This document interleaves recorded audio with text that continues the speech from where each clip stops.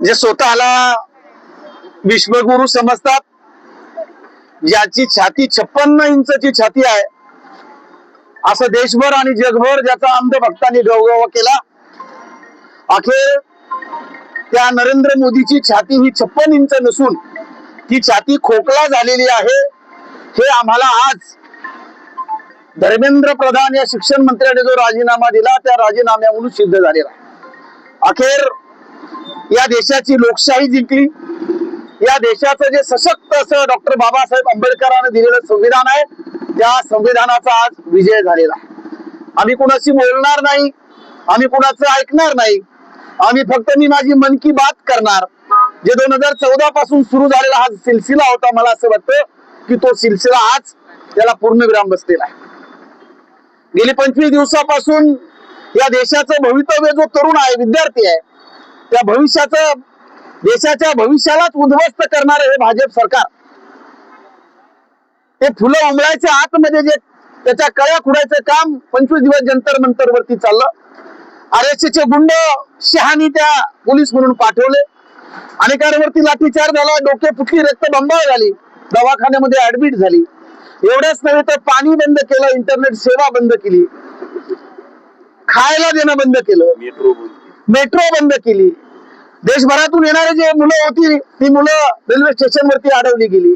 म्हणजे अत्यंत जुलमी पद्धतीने, म्हणून आम्ही त्याला जनरल डायर म्हणतो मोदीला, अत्यंत जुलमी पद्धतीने या देशातल्या लाखो तरुणांवरती अत्याचार झाले. मागणी साधी होती की नीट पेपर फुटलेला आहे, त्याची जबाबदारी स्वीकारून धर्मेंद्र प्रधाननी राजीनामा दिला पाहिजे. पण आम्ही चुकणार नाही, आम्ही आमच्या मंत्रिमंडळामध्ये, आमच्या सरकारमध्ये आम्ही कुणाचा राजीनामा घेत नसतो. हे जे तिर्या बडवत होते ते अखेर या देशातल्या तरुणांच्या पुढं, या देशामधले लक्षावधी कोट्यवधी भारत रस्त्यावरती आले. भारतीय लोक ठिकठिकाणी गावागावामध्ये आंदोलन झाली. अखेर नरेंद्र मोदींना झुकावं लागलं, त्याचा राजीनामा घ्यावा लागला. आणि म्हणून असं म्हटलं जातं ना, तेच म्हणत होते की आम्ही संविधान मानतो, परंतु छुपा कार्यक्रम संविधान न मानण्याचा होता. परंतु त्यांना सनसनीत उत्तर आम्ही देऊ शकतो की तुम्हारा तख्त भी बदल देंगे, तुम्हारा ताज भी बदल देंगे, तुम्हारा तख्त भी बदल देंगे नरेंद्र मोदी शाह, तुम्हारा ताज भी बदल देंगे. तुम क्या बदलोगे संविधान, उसके पहले तुम राज की जो सत्ता है उसको उखाड़ के हम फेंक देंगे. हे भारतीय संविधानाची ताकद आहे. आणि म्हणून आता तुमचा काउंट डाऊन सुरू झालेला आहे. परवा महाराष्ट्र बंद झाला. खरे म्हणजे आता आमचे शिवसेनेचे नेत्यांनी सांगितलं की पेपर फुटी तर महाराष्ट्रात झाली. नरेंद्र प्रधानाच्या अगोदर या देशाचे, या राज्याचे जे मुख्यमंत्री आहे देवेंद्र फडणवीस, यांचा राजीनामा होणं गरजेचं होतं. कदाचित त्यांचा राजीनामा होणार आहे, म्हणून विठुरायाला ते काय साखर घालायला गेले होते, त्यांचा पण राजीनामा होणार आहे. त्यांच्या मंत्रिमंडळामध्ये जे दादा भुसे आहेत, ते ज्या खात्याचे शिक्षण मंत्री आहेत, त्यांच्या खात्यामध्ये देखील टीएटी पेपर, जो टेट पेपर आहे, तो देखील फुटला. आणि म्हणून आमची पुढची मागणी असणार आहे, मुख्यमंत्र्याचा राजीनामा घ्या आणि दादा भुसेने देखील राजीनामा घेतला पाहिजे. त्याचप्रमाणे या आंदोलन करताना जे जंतर मंतरवरती आंदोलन करणारे आहेत, त्यांना तुम्ही आतंकवादी म्हटलं. जर स्वाभिमानी कोणत्या शेतकरी संघटनेचा नेता आहे सदाभाऊ खोत, कोंबडी चोर, ते म्हटलं की हे सगळे आतंकवादी आहे.